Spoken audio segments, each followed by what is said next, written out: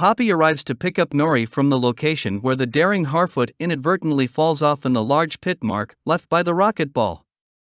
She touches the man, who awakens, grabs her hand, and sobs.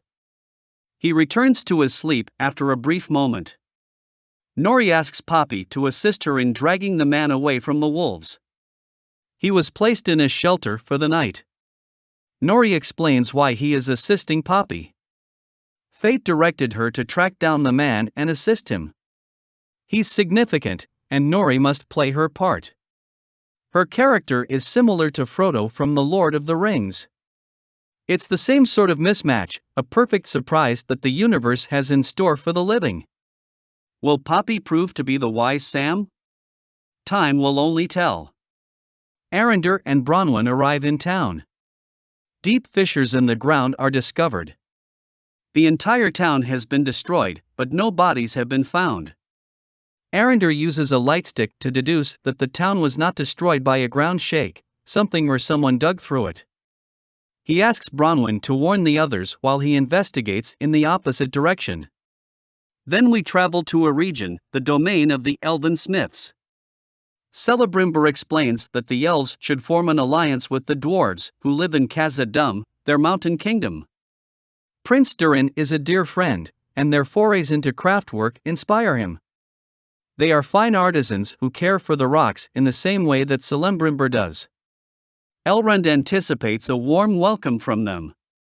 However, the dwarf's reception is underwhelming. Something is wrong. He rejects them right at the door. Elrond performs the rite of Sigintarig, and the door opens instantly.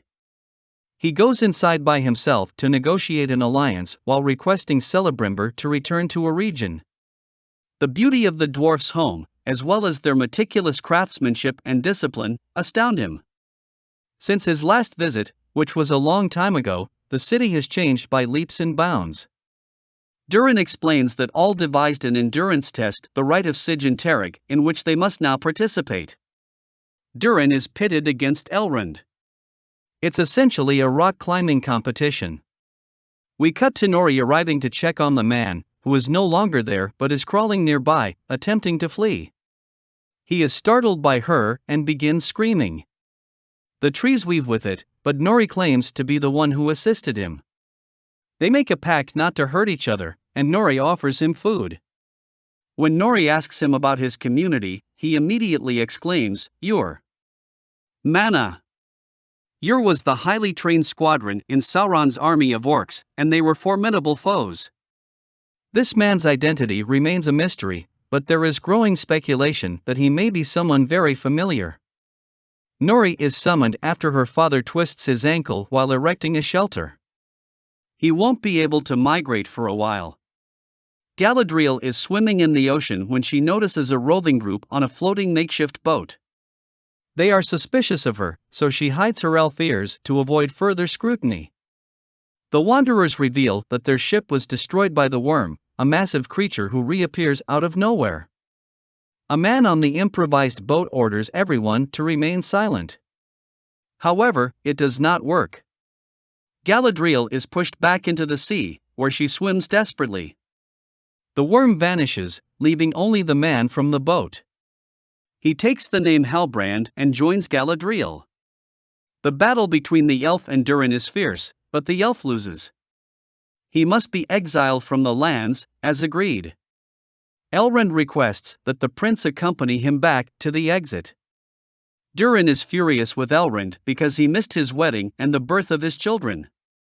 Durin felt abandoned. Elrond apologizes, and Durin agrees to allow him to apologize to his wife, Dissa. But after one apology, he's gone.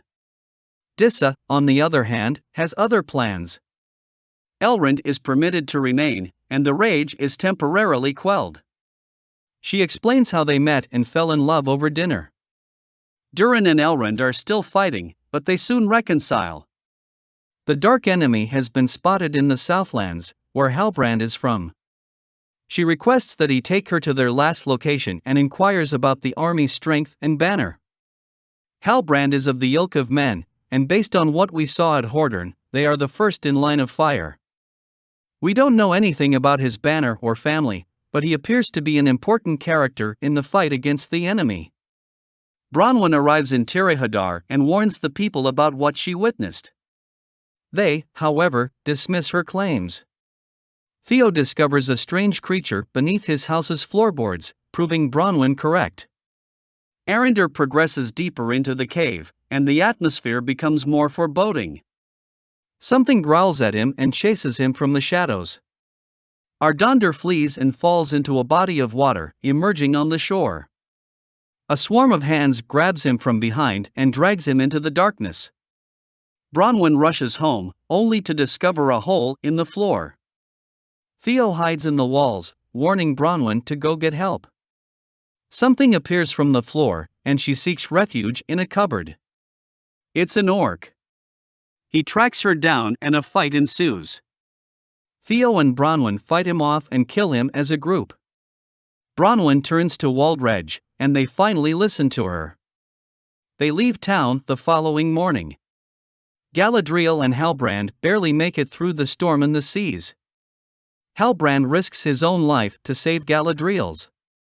The mysterious stranger summons fireflies in Nori and Poppy's lamps and speaks to them in a foreign language. They form a constellation after listening to his whispers.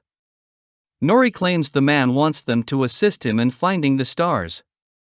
Durin's father is wary of the elves and warns his son to be cautious. Theo also carries the cross, which suddenly begins to burn.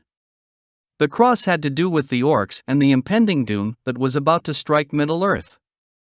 However, as Galadriel stated earlier in the episode, the enemy is never defeated, it simply lurks in the shadows, waiting to strike them blind in the moment of their complacency. The first 2 episodes were excellent introductions to the world. Although not all of the main characters have been identified, the first season should provide more information about them. Regardless, it's a great start for the Rings of Power, which is poised to be something special like its illustrious predecessor.